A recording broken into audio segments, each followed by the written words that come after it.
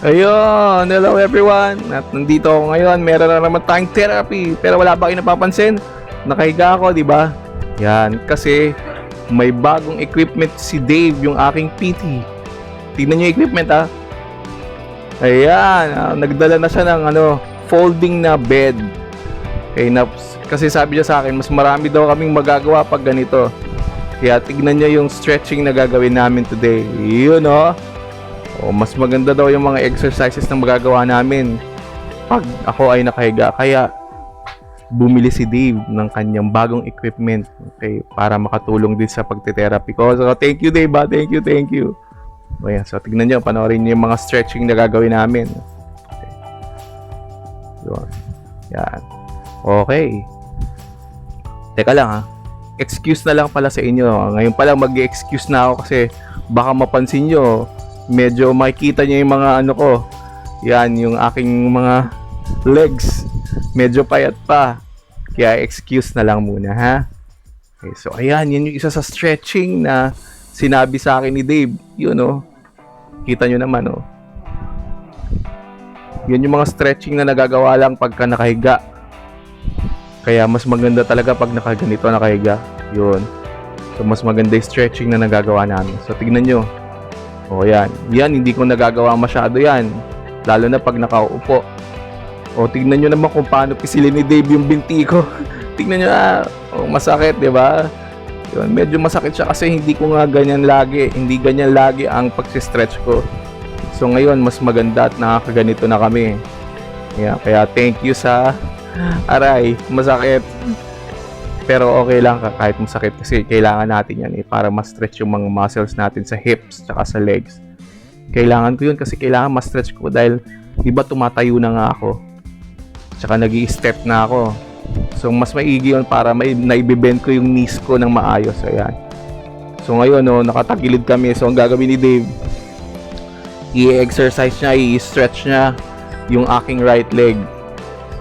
Yun. So para yan, i-stretch niya patalikod para mag-expand yung mga malalaking muscles ko sa legs. Malalaking muscles Yan. Para mabawasan yung spasticity sa aking legs. Yan. Tignan nyo yung aking stretching exercise. Alam nyo, hindi masakit yan. Actually, masarap nga. Ang sarap ng pakiramdam habang ini-stretch niya yung legs ko ng ganyan. Ayan Galing Meron pang meron pang energy May energy pa. So, yun. Okay, so isa pa. Stretch na pa ako ulit. Okay. Ganyan ako kagaan. Tignan nyo naman kung paano ako buhati ni Dave habang i-stretch yung legs ko. Yan, so mas malupit na yung stretching namin ngayon kasi tingnan mo, hindi ko nagagawa yan pag nakaupo kami. Kaya buti na lang at may bagong equipment si Dave na dinala sa aming therapy session. And of course, again, syempre salamat sa inyo kasi naitutuloy ko yung therapy ko. Maraming salamat po doon sa mga nagme-message sa akin at nagbibigay ng kanilang support. Ayan, so dito ini-stretch ko, ini-exercise ko yung hips ko, yung hips ko. Ayan. Alam nyo ba pakiramdam yan pag ginaganyan ako?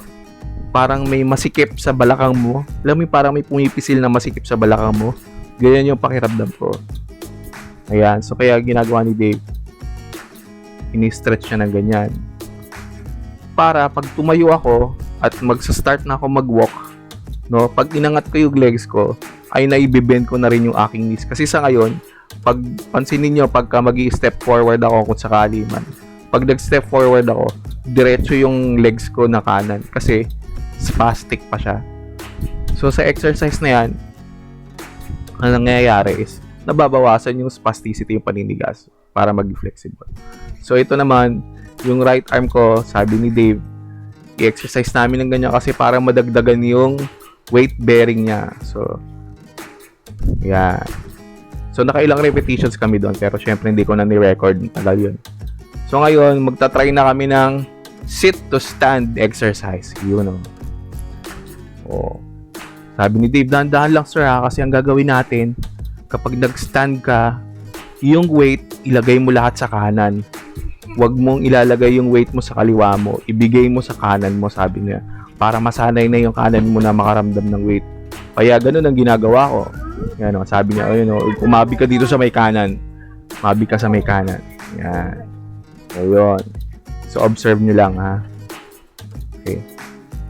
So, forward natin konti. Yan. Nakailang repetitions kami ng sit to stand. Mukhang okay naman kasi nakakayanan ko. Okay. And then, ang next namin is yung standing. So, ayan yung pinaka-last ko. Pansin nyo ba, hindi na ako masyadong kumakapit kay Dave noon. Nakakatayo na ako ng weight ko. Diba? So, ayan, gagawin namin is standing. So, oorasan ako ulit ni Dave.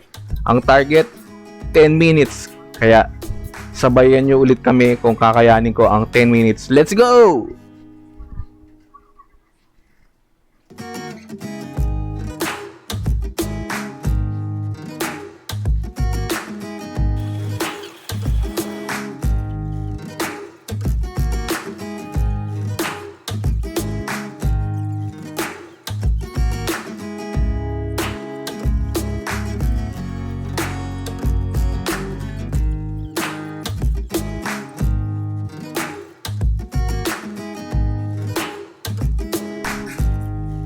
Yun, oy! Pansin nyo, 5 minutes na lang. At makaka 10 minutes na naman ako sa aking standing. At kung mapapansin nyo, tingnan nyo, hindi na ako masyadong umaalalay ng kapit kay Dave. So, ang isang concern ko na lang dyan na napapansin nyo is yung aking right arm. Talagang medyo matindi pa yung stiffness niya kasi nakaangat pa siya, diba? Yun! Ayos! So, naka 10 minutes na naman tayo ngayon ng ating standing. Okay, so papahinga na ako.